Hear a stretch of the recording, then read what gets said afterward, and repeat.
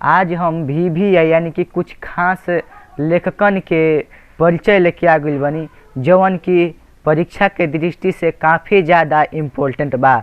तो पहिलका हमनी के पहिलका लेखक बने राहुल संस्कृत्यायन। तो इनका बारे में हमनी के जानी जा। राहुल संस्कृत्यायन के जन्म 1893 ईस्वी में आजमगढ़ में भइल रहे। कहाँ भइल रहे? आजमगढ़ में। कब भइल रहे? 1893 ईस्वी में।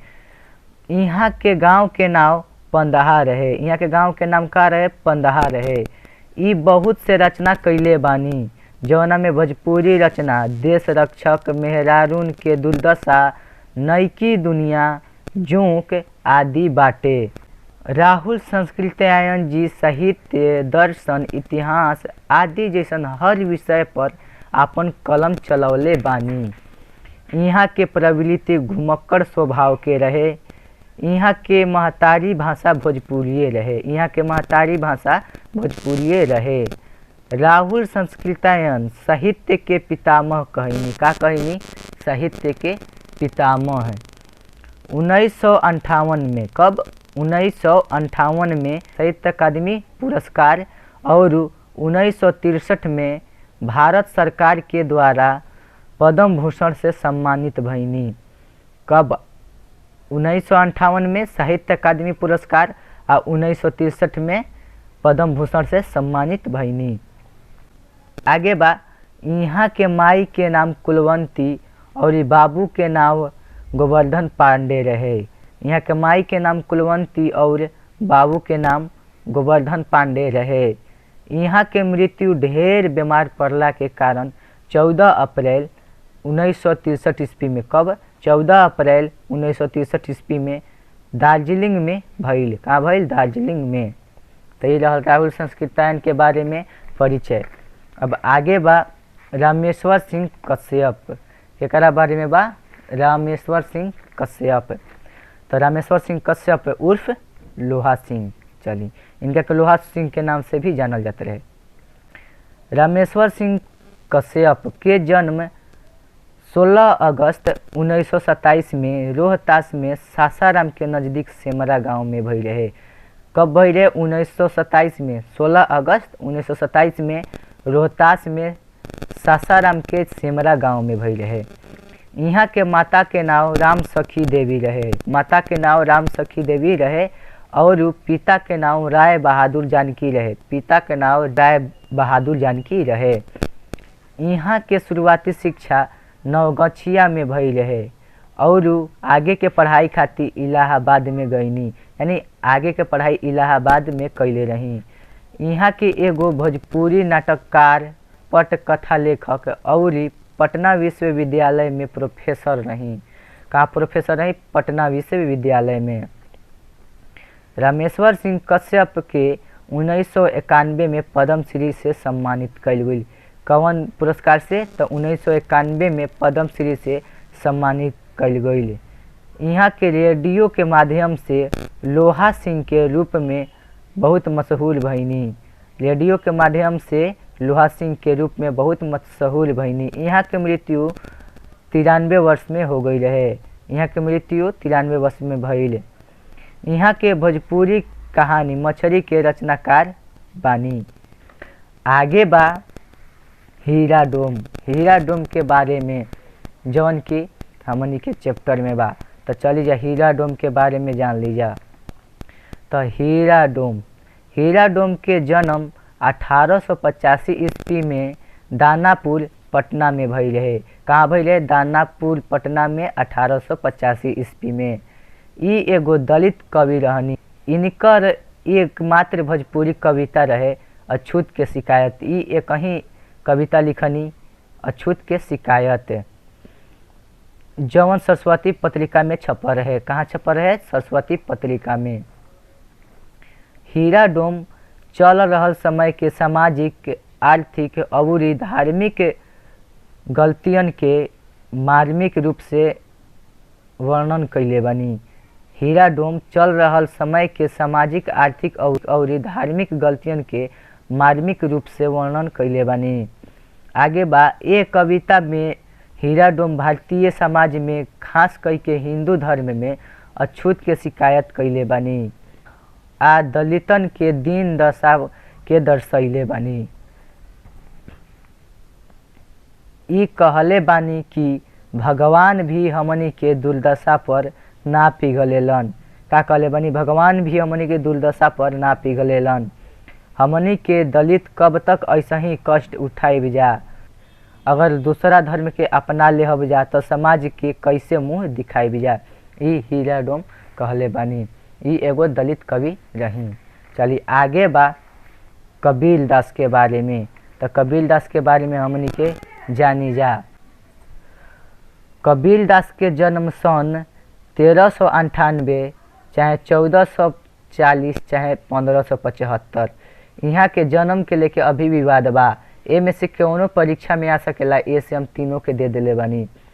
तो के लगभग में लहर तारा ताल जौन की काशी में बा, लहर तारा ताल काशी में भइल रहे। यहाँ के पोषण पालन एगो मुस्लिम परिवार कैले रहे। 15वीं सदी के रहस्यवादी कवि और संत रहनी कबीरा।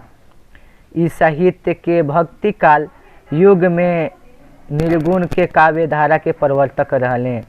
इस साहित्य के भक्ति काल के युग में निर्गुण के काव्य धारा के प्रवर्तक रहले।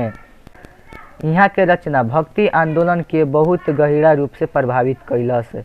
का कैलस? प्रभावित कैलस। यहाँ के मृत्यु 1518 में भइल। कब भइल? 1518 में। कबीर दास ज्ञान सराय शाखा के प्रतिनिधि कवि भइला के साथे साथे आदर्श समाज सुधारक रही। मध्ययुगीन साहित्य में उहाँ के ऐसन तीखा व्यंग करे वाला दोसर केहू कवि ना भइल। उहाँ के विचार बड़ा क्रांतिकारी रहे। उहाँ के विचार बहुत क्रांतिकारी रहे। समाज में जहाँ तहाँ कौनो तरह के गड़बड़ी देखली, बिना कौनो लाग लपेट के दो टूक कह देली। चाहे उ हिंदू होखे भा मुसलमान, अगर कोई ढोंगी रहे तो उहाँ के नज़र में खटकत रहल आ व्यंग के बाण के निशाना बन गई। यहाँ के एगो बढ़िया आदमी रही और बहुत ही अच्छा काम कैनी कबीर दास जी।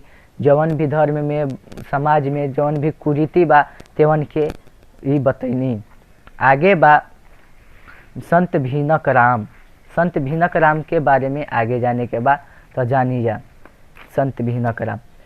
संत भिनक राम सरभंग संप्रदाय के संस्थापक आ महान संत रही। यहाँ के जन्म स्थान के बारे में मतभेद बा। कुछ लोग यहाँ के जन्म स्थान सिवान जिला के माघर गांव बतावेला, जबकि कुछ लोग यहाँ के जन्म स्थान चंपारण में बतावेला। यहाँ के समय के लगभग 1800 के आसपास रहे। यहाँ के समय 1800 के आसपास रहे। चंपारण जिला यहाँ के कार्य क्षेत्र रहे। चंपारण जिला यहाँ के कार्य क्षेत्र रहे। संत भिनक राम के गुरु दुनिया राम बाबा रही। के रहे? दुनिया राम बाबा रहे। यहाँ के लिखल ग्रंथ के नाम भिनक दर्शन माला है। भिनक दर्शन माला जौना में 200 पद संकलित बा। सरभंग संप्रदाय के बहुते मठ पुरनका सारण आ चंपारण जिला में आज भी बड़ुए। तो ही रहल संत भिनक राम के बारे में। आगे बा संत धरणीदास के बारे में। संत धरणीदास के बारे में। तो संत धरणीदास के जन्म बिहार के छपरा सारण जिला के माझी गांव में एक कायस्थ परिवार में भइल रहे। कायस्थ मतलब छोट जात के परिवार में भइल रहे। इनकर जन्म स्थान के तना, लेकिन इनकर जन्म के समय में मतभेद बा। लेकिन कुछ लोग इनकर जन्म 1616 ईस्वी मानेला। यहाँ के गांव के जमींदार के यहाँ दीवान के रूप में काम कैले रही। संत के अनुसार माझी एगो महिमाशाली संपन्न आ सुंदर जगह रहे, जेकरा पश्चिम में दलदल क्षेत्र आ पूरब में हरिहर क्षेत्र, बगल में पूरा ब्रह्मपुर नामक तीर्थ स्थल रहे। ब्रह्मपुर से माझी तक स्थान मध्य द्वीप कहत रहे। ब्रह्मपुर से माझी तक के जौन बीच के स्थान है तो मध्य द्वीप कहलात रहे। आगे बा यही पवित्र आ सुंदर स्थल के रहन टिकैत राय, यही पवित्र स्थल के टिकैत राय भी रहन। उनकर धार्मिक पुत्र परशुराम आ पुत्र वधु वीरमा देवी के तीसरे संतान रहले धरणीदास। यहाँ के जन्म समन्वय काल में भई रहे। कौन काल में भई रहे? समन्वय काल में। यहाँ के दो गो ग्रंथ मिलेला, शब्द प्रकाश आ प्रेम प्रकाश। ठीक, ये रहल धरणीदास के बारे में। आगे बा जॉर्ज अब्राहम ग्रियर्सन के बारे में। तो जॉर्ज अब्राहम ग्रियर्सन अंग्रेजन के ज़माना में इंडियन सिविल सर्विस के कर्मचारी रहन। बहुभाषाविद और आधुनिक भारत में भाषा के सर्वेक्षण करे वाला पहिलका भाषा वैज्ञानिक रहन। ठीक है, डॉक्टर ग्रियर्सन ई मानत रही कि मैथिली और मगही और दूसरा का और भोजपुरी के धातु रूपन में स्पष्ट भेद बा।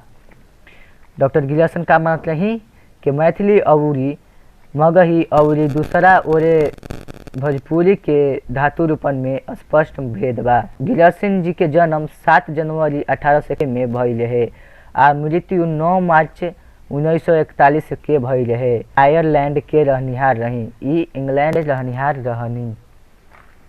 आगे बात अंतोन चेखव के बारे में।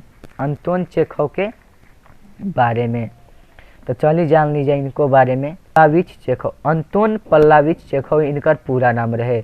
रूसी कथाकार और नाटककार रही, ई रूसी कथाकार और नाटककार रही। यहाँ के जन्म 29 जनवरी 1860 ईस्वी में भई रहे।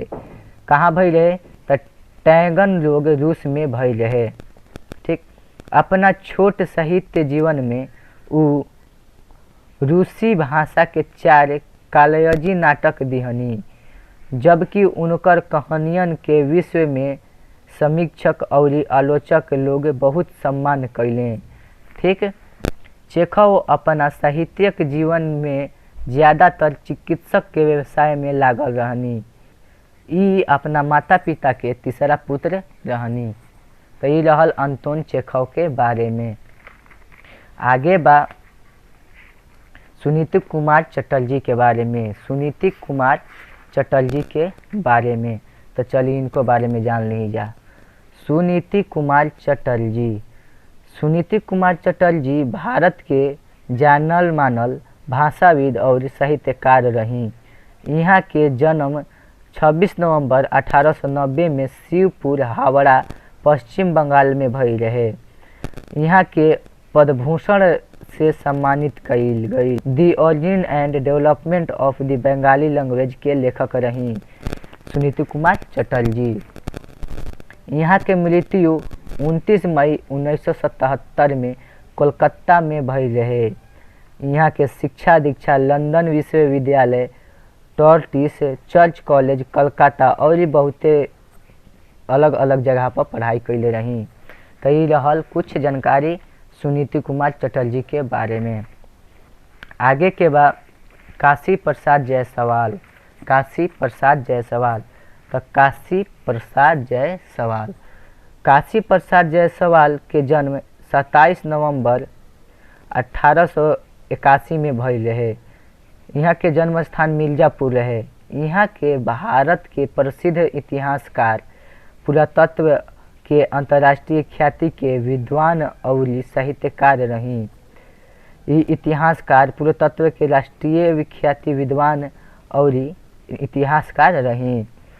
यहाँ के शिक्षा इलाहाबाद विश्वविद्यालय, जीसस कॉलेज, ऑक्सफोर्ड से भई रहे। यहाँ के शिक्षा कहाँ से भई रहे? इलाहाबाद विश्वविद्यालय आ जीसस कॉलेज आ ऑक्सफोर्ड से भई रहे। ये रहल कुछ जानकारी काशी प्रसाद जायसवाल के बारे में। आगे बा उदय नारायण तिवारी। उदय नारायण तिवारी तो उदय नारायण तिवारी के बारे में हमनी के जान लिया जाओ। उदय नारायण तिवारी, उदय नारायण तिवारी के जन्म केहू कहेला 2, केहू कहेला 28। तो ऐसे दोनों में से क्यों दे दी तो 28 चाहे 2 जुलाई 1984 के भइल रहे। यहाँ के जन्म स्थान बलिया पांडेपुर रहे। कहाँ रहे? बलिया पांडेपुर। यहाँ के एगो महान भाषा वैज्ञानिक रही। यहाँ के एगो महान भाषा वैज्ञानिक रही। डॉक्टर तिवारी यानी उदय नारायण तिवारी संस्कृत, बांग्ला, भोजपुरी आदि आदि भाषा के ज्ञाता रही। भोजपुरी भाषा आ साहित्य में यहाँ के अहम योगदान बाटे। यहाँ के कलकत्ता विश्वविद्यालय से पाली, जबलपुर विश्वविद्यालय में स्नातक कैले रही। प्रयाग विश्वविद्यालय से भी बीए कैले रही। यहाँ के ई बतावे में कायम रहनी कि भोजपुरी भाषा अलग ह आ हिंदी अलग ह। भोजपुरी आ हिंदी एके ना होला, ई उदय नारायण तिवारी बतावे में कायम रहनी। चली आगे बा डॉक्टर उषा वर्मा। डॉक्टर उषा वर्मा लास्ट इम्पोर्टेंट बा, भी आई तवन के लास्ट बा। तो डॉक्टर उषा वर्मा के बारे में जानकारी ले लिहल जाओ कि डॉक्टर उषा वर्मा के जन्म 27 नवंबर 1946 में सिवान जिला के महमूदपुर गांव में भइल रहे। कहाँ भइल रहे? सिवान जिला के महमूदपुर गांव में। कब? 1946 में। यहाँ के भोजपुरी संग्रह लाइची औरी निबंध संग्रह अंकुर बाटे। यहाँ के भोजपुरी संग्रह लाइची औरी निबंध संग्रह अंकुर बाटे। उनका कहानियन में आधुनिक युग के बेकारी राजनीतिक के द्वारा स्वतंत्रता संघर्ष, देशभक्ति में शहीदन के पत्नी लोग के उपेक्षा, नारी सशक्तिकरण चेतना आदि के छाप बा। बाकी यह युग में लोग बहुत ही कम इस सब पर ध्यान देवेला। आपन पुरान रीति रिवाज आ लोक विश्वास के प्रति रुझान बा यहाँ के रचना में। तो ई रहल लास्ट डॉक्टर उषा वर्मा के बारे में। लेखक बहुत ज़्यादा महत्वपूर्ण बाड़े, यही से इनका के याद करके रखे के बा। धन्यवाद।